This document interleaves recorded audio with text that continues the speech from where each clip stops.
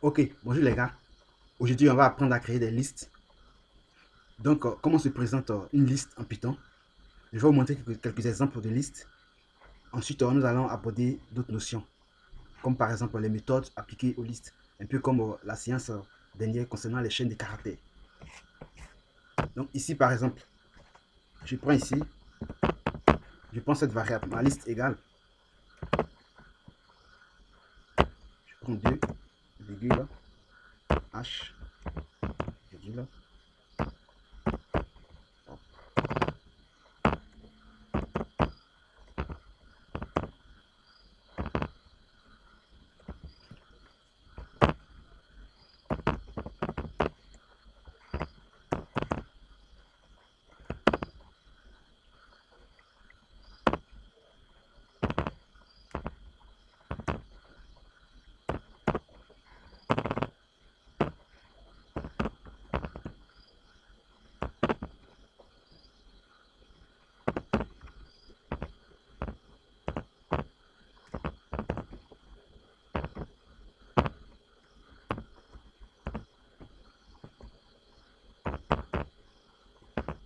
Donc, voici des exemples de listes ici. Ce que vous devez remarquer, c'est qu'en Python, les listes sont entre les crochets. Et entre les crochets, dans une liste donnée, on peut avoir plusieurs objets.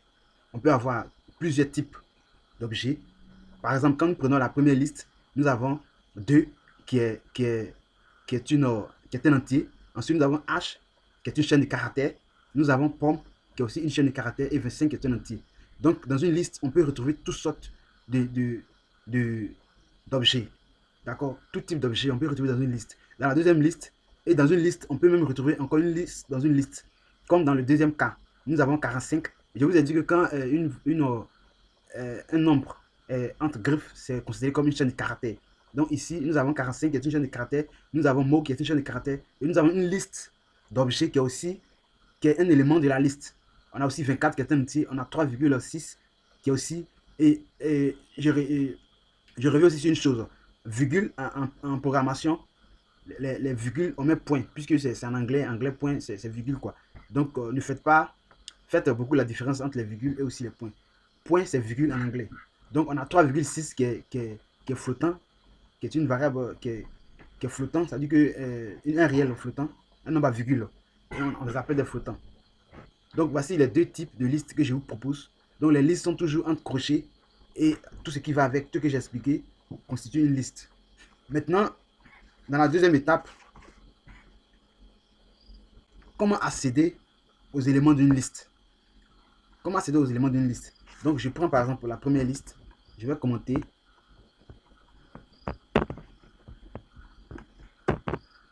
Donc je prends. Donc ce que vous devez savoir, un peu comme dans les chaînes de caractères, chaque élément a un indice. Par exemple, 2 se positionne à l'indice 0, H se positionne à l'indice 1, pomme se positionne à l'indice 2, ainsi de suite. Donc si je veux récupérer, par exemple, l'élément de l'indice 0, je fais ça. Si je fais print,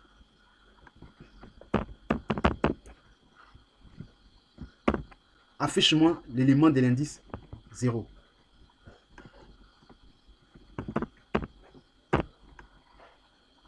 Donc vous voyez que là, 2 s'affiche. 2 s'affiche. Si je remplace, je prends l'indice.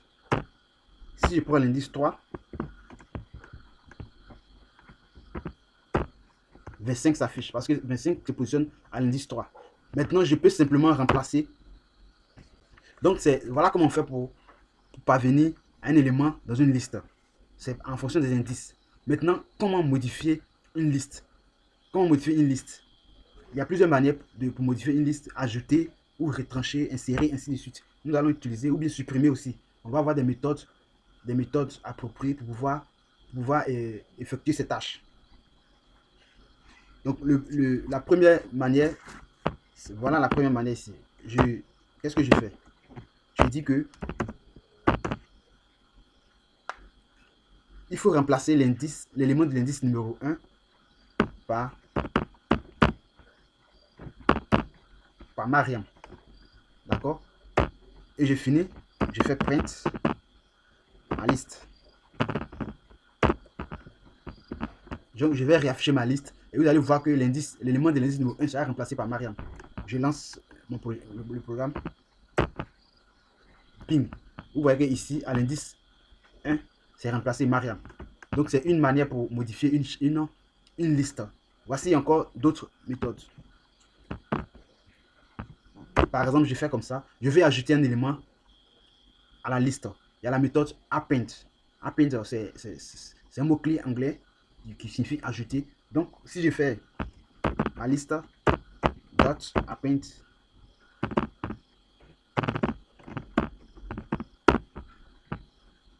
je vais ajouter par exemple un nom. Je vais ajouter par exemple un élément. Voilà. Donc, ajoute à la liste. Ajoute la chaîne de caractères moi à la liste. Si je fais CTRL S et que j'affiche, donc vous voyez que moi c'est ajouté à la liste. Et la méthode append fait quoi? Ça vient s'ajouter, ça dit que ça s'ajoute au dernier élément. Puisque nous avons ici, dans la liste originelle, nous avons 25 qui est le dernier élément. Donc quand je fais append s'ajoute, se positionne, se met à la dernière position dans la liste. D'accord? Append se met à la dernière position de la liste. Donc je pense que vous avez compris la méthode append. Il y a aussi d'autres méthodes.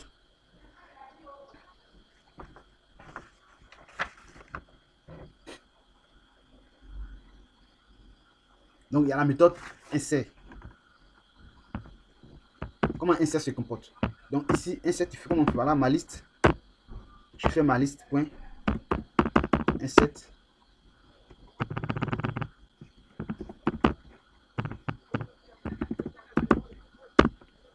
Donc, il faut insérer. Donc, insert prend deux paramètres, l'indice et l'élément à remplacer. L'indice et l'élément à remplacer. Donc, si je veux remplacer, par exemple, le premier élément se trouve à l'indice 0. Donc, j'ai dit que remplace à l'indice 0 par 355. Donc, 2 sera remplacé par 355. Je fais CTRL X. Je relance le code.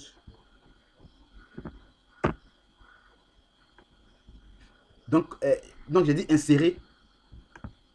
Donc, vous voyez que 355 a été inséré ici.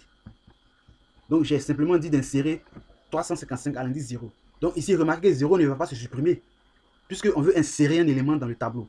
Donc, cette fois-ci, insert, comprenez bien la différence entre append et insert. Insert, lui, ça va s'insérer à un indice précis. Alors que append, lui, ça va simplement s'ajouter.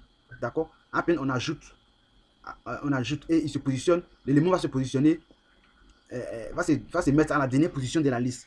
Alors que insert, on cible l'indice quelconque, un indice quelconque, et on remplace l'élément. Maintenant aussi, comment on supprime? Nous avons deux méthodes pour supprimer. Il y a remove et il y a del. Comment ces deux méthodes fonctionnent? Donc ici, je mets simplement del. Je fais ma liste. Donc j'ai dit supprime-moi l'élément, l'indice. Donc quand je fais del, ma liste 1, ça dit supprime-moi l'élément qui a l'indice 1. Je fais CTRL S, je lance. Donc un élément sera supprimé de la liste. Regardez, il reste 2 pommes et 25. Donc un élément c'est supprimé, le H c'est supprimé. D'accord? Je vais utiliser aussi remove. Remove, je fais ma liste. Dot remove. Ok, donc je vais supprimer un élément. Cette fois-ci, je ne vais pas utiliser d'indice, mais j'ai dit exactement le nom de l'élément. Donc je vais supprimer pomme de la liste. Donc je fais supprime pomme. Voilà, pomme est supprimée. Donc je pense qu'avec tout ce qu'on fait là, je pense que vous comprenez. Donc vous pourrez viser la vidéo plusieurs fois et puis vous allez quand même assimiler ces choses. C'est pas compliqué. Maintenant, il y a ce qu'on appelle concaténation des listes.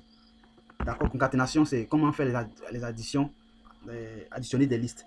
Donc, pareillement comme on l'a vu avec les chaînes de caractères, on peut additionner deux listes. Donc, par exemple, nous avons ces deux listes là. D'accord. Donc, je peux faire ma liste plus plus ma liste 1. Donc si je fais print, ma liste plus ma liste 1, les deux listes vont fusionner. D'accord? Regardez. Donc je lance.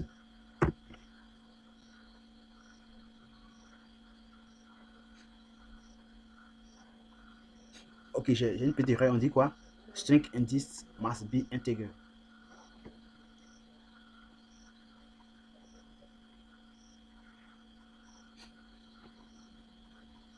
Ok, on dit l'indice. Il y a un problème d'indice ici. Donc le reste est ici. Regardez ici. J'ai mis dans la deuxième liste, j'ai mis l'élément mot. Et là, je n'ai pas mis, j'ai manqué de mettre la virgule. Voilà. Donc quand vous programmez, vous pouvez rencontrer des erreurs. Mais faites confiance en vous. Observez l'erreur, lisez et cherchez à comprendre où se trouve le problème. Donc là, j'ai manqué une virgule. Je vais mettre cette virgule là et je vais refaire le code. Donc regardez que les deux listes ont fusionné et on a une liste complète. Une liste de ces deux listes là. Voilà, donc je pouvais aussi faire de cette manière. Je pouvais mettre ma liste, mettre dans ma liste plus. Bon, ceux qui ont déjà regardé mes vidéos précédentes comprennent comment on appelle ça. C'est cette ligne de code. Donc on peut concaténer de cette façon. Voilà. Soit je mets plus au milieu ou je mets plus égal. C'est-à-dire que j'ajoute à la liste l'autre liste. Il y a aussi une méthode qu'on appelle extend. Extend en anglais, c'est un mot anglais qui veut dire étendre. On peut aussi l'utiliser ici. Par exemple, je mets simplement. Comment on l'utilise? Donc je mets simplement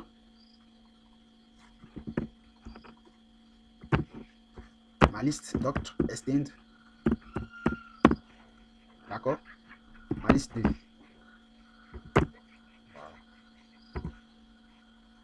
Je mets ça. Donc regardez, si j'affiche ma liste, j'aurai les mêmes résultats que précédemment.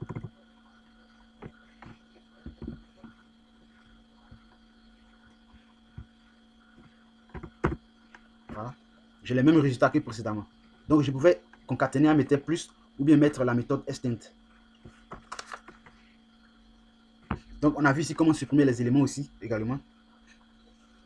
Maintenant, comment parcourir une liste? Par exemple, si j'ai ça. Donc je vais conserver la première liste. Donc j'ai dit for element in my list print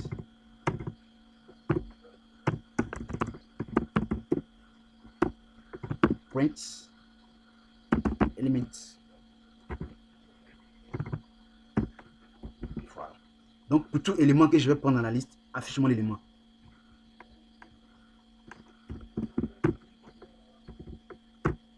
Voilà, 2H pomme 25. Donc voilà comment on parcourt. On peut utiliser aussi la boucle tant que. Voilà, donc je vous laisse essayer cela. On peut aussi utiliser la boucle tant que.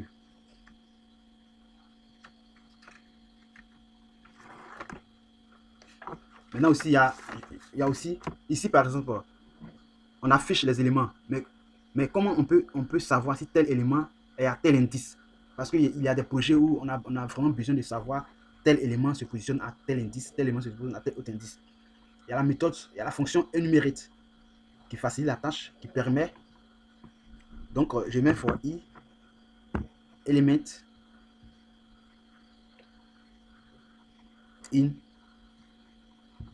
Je mets ça comme ça et j'ai fait énumérate.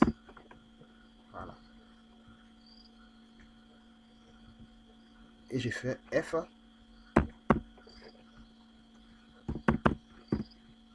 Donc j'ai dit à l'indice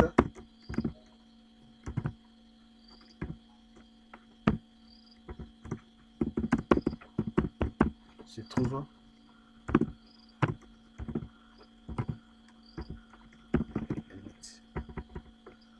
voilà. Donc énumérate permet de donner l'indice de chaque élément. Donc on dit for i, élément, donc il va parcourir l'indice, tandis que l'élément va parcourir les éléments. D'accord? Donc je vais exécuter ça. Vous allez voir. Qu'est-ce que j'ai mis ici? Ok. Donc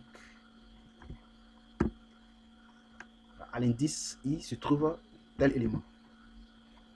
Ok, je lance. À l'indice 0 se trouve 2, à l'indice 1 se trouve H, à l'indice 2 se trouve pomme, à l'indice 3 se trouve 5, ainsi de suite.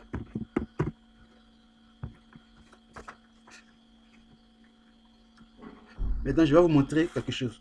Comment convertir une chaîne. Comment convertir une chaîne de caractères en liste. Il y a une méthode pour ça. Cette méthode, on l'appelle split.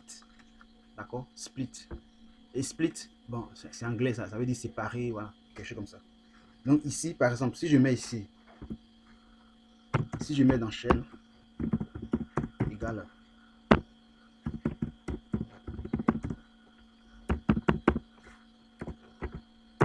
d'accord? Et puis je mets dans ma liste, égale, chaîne, point, split, puis je mets comme ça. Donc ça, c'est espace que j'ai laissé comme ça. Ça dit quoi? Ça dit que mais en fonction des espaces, les éléments sont séparés. Dans la chaîne, les éléments sont séparés par des espaces.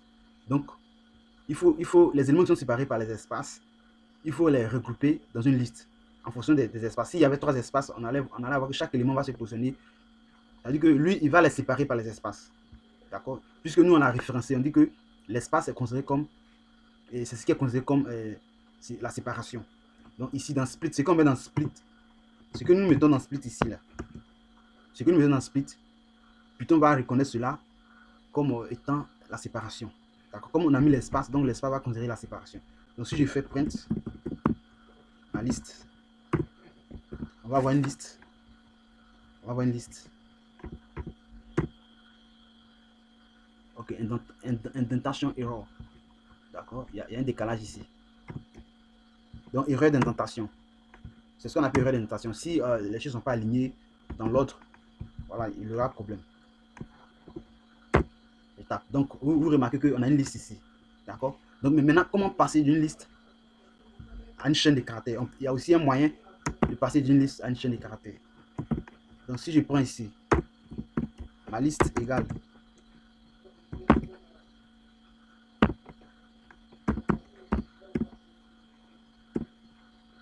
liker, les gars.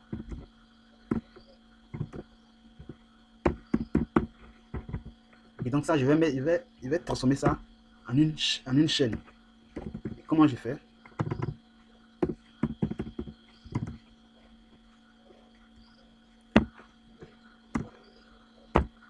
Donc ici, nous allons utiliser join. Nous allons utiliser le mot-clé join. D'accord? Donc je mets point. Il faut joindre la liste. Donc si je fais print chaîne, donc je vais voir s'il n'y a pas d'erreur. Voilà, donc il faut joindre les listes par les espaces. Parce qu'il faut le mettre en chaîne de caractères. Je lance. Regardez ça, la phrase qui se constitue. Donc vous devez retenir ces deux mots-clés là, split et join. Voilà. Donc il y a un qui, les deux permettent de convertir, de faire la conversion, passer d'une chaîne de caractères à une liste ou d'une liste à une chaîne de caractères. Maintenant, je vais vous montrer un petit truc. Par exemple, dans les chaînes de caractères, on a combien maintenant là? Par exemple, dans les chaînes de caractères, si je mets chaîne 1 égale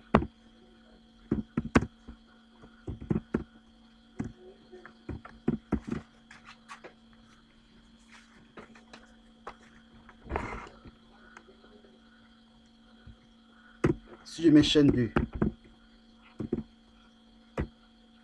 égale, mets dans chaîne 2, chaîne 1, point, au point.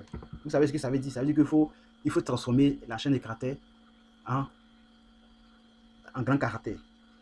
Les lettres minuscules en majuscules. Maintenant, si je fais print, chaîne 1, et que je fais aussi print, chaîne 2. Donc ici, normalement, chaîne 2 là. Chaîne 2 va prendre la chaîne 1, mais modifiée avec avec les lettres en majuscule. Normalement, c'est cela. Et chaîne 1, vous allez voir ce qui va se passer. Donc, vous voyez que ça, c'est pour la première chaîne, chaîne 1. Donc, chaîne 1 est restée, n'a pas été modifiée. C'est-à-dire que cette méthode Hopper là, ça n'a pas influencé l'objet d'origine, qui est la chaîne des caractères. Mais ça a créé, ça a retourné un autre objet modifié. C'est-à-dire que ça a retourné un autre objet qui est différent de la première objet. Et comment on appelle, du premier objet du moins. Donc, comme Hopper aussi modifie les chaînes en majuscule, donc ça revient en majuscule. Sauf que ça ne touche pas l'objet d'origine. Mais on va faire les mêmes exemples avec les listes. Et vous allez voir ce qui va se passer.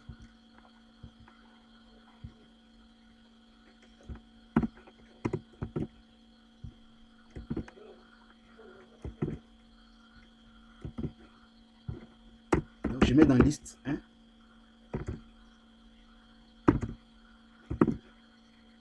2, 3, 0. Maintenant, je mets dans liste 2 égale à liste 1. Point append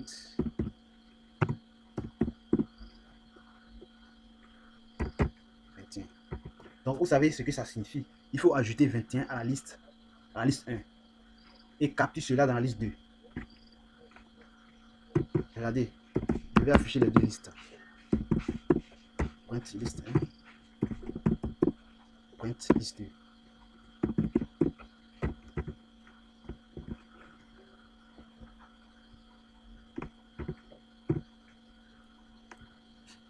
La liste d'origine a été modifiée et la liste 2 a retenu non. Or, avec les chaînes de caractères, la liste d'origine n'a pas été modifiée, mais la deuxième ligne, c'est la deuxième ligne avec la méthode. La méthode Hopper a retourné un objet modifié, d'accord? Donc, la méthode a retenu un objet. Par contre, avec les listes, la méthode ne retourne pas d'objet, mais la méthode agit sur la chaîne d'origine. Donc, c'est ce qu'on parlait, c'est ce que j'ai parlé de ça avec dans la séance passée. J'ai dit que les chaînes de caractères, on ne peut pas modifier comme ça une chaîne de caractères. D'accord? Une chaîne de caractères, on ne peut pas la modifier. Et ces méthodes retournent toujours d'autres objets. Les méthodes qu'on utilise, les chaînes de caractères, les fonctions et méthodes et autres, qu'on utilise sur les chaînes de caractères, retournent toujours un autre objet. D'accord? Mais ça ne touche pas la chaîne d'origine. Par contre, avec les listes, ce n'est pas le cas. Les méthodes retournent non. Non, ça veut dire que, en Python, ça veut dire que ça retourne un objet vide. Quelque chose de vide qui ne contient rien, quoi. Enfin, donc, c'est ce que ça veut dire non. Donc, ça modifie simplement. Donc, on pouvait simplement faire comme ça. Cette ligne-là. On écrit ça comme ça. Liste 1, doct append 21. Ça modifie directement la ligne d'origine. On n'est pas obligé de capturer cela dans un autre objet. C'est pas pareil. Donc, vous devez bien retenir ces notions-là. Les chaînes de caractères ne fonctionnent pas exactement comme les autres objets. D'accord? On modifie difficilement une chaîne de caractères. Donc, on a vu un peu les méthodes, comment utiliser les méthodes pour modifier une chaîne de caractères. On a vu les listes et autres. Mais les listes là, chaque méthode qu'on applique sur une liste va modifier l'objet d'origine. D'accord? Maintenant, je vais vous montrer une méthode pour parcourir les listes. Une méthode beaucoup plus élégante pour parcourir les listes. Par exemple, j'ai ça. J'ai cette liste qui est là. Maintenant, moi, je veux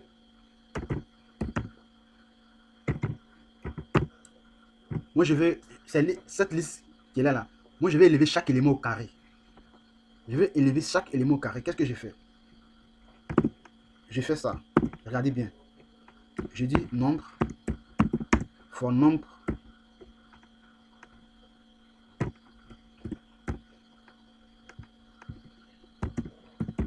in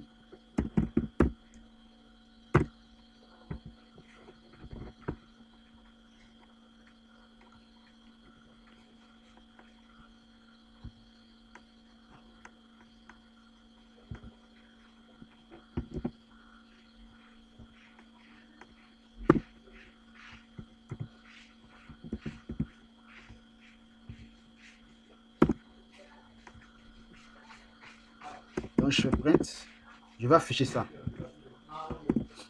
Donc qu'est-ce que j'ai dit? J'ai dit que ça au moins vous comprenez. For num in list 1. C'est-à-dire que pour tout élément que je vais prendre dans la liste 1, il faut le faire au carré ici. Donc tu mets la formule et tu fais tu prends, puisque j'ai utilisé cette variable, la variable c'est nombre. Donc, qu'est-ce que j'ai dit? J'ai dit que d'élever les valeurs au carré à chaque fois que cette variable parcourt la liste. À chaque fois que cette variable parcourt la liste, je vais lancer. Donc, vous voyez que ces valeurs sont élevées au carré. On a 2 qui est devenu 4. On a 3 qui est devenu 9, 25, 625, 47 qui est devenu 22, 09. Donc, vous voyez un peu cette méthode-là. Je vais vous montrer encore une autre méthode. Par exemple, je vais ajouter la liste 42, 4. Donc, cette fois, je veux une liste qui va trier cette liste-là. Ça va me recenser seulement les nombres pairs. Ça va me recenser seulement les nombres pairs. Donc, qu'est-ce que je fais? If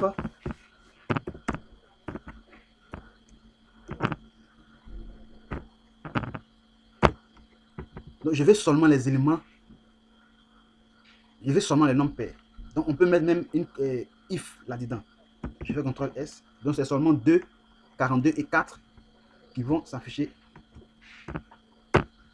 Voilà, 2, 42 et 4. Donc, j'ai décidé de ne pas faire des vidéos de longue durée. Voilà, donc on va s'arrêter là. Donc, à la prochaine fois, nous allons voir d'autres objets comme les tubes, les dictionnaires, ainsi de suite. Ok, donc merci les gars. Likez. Si vous êtes abonné, n'oubliez pas de liker, mettez un gros pouce. Et si vous n'êtes pas encore abonné, abonnez-vous.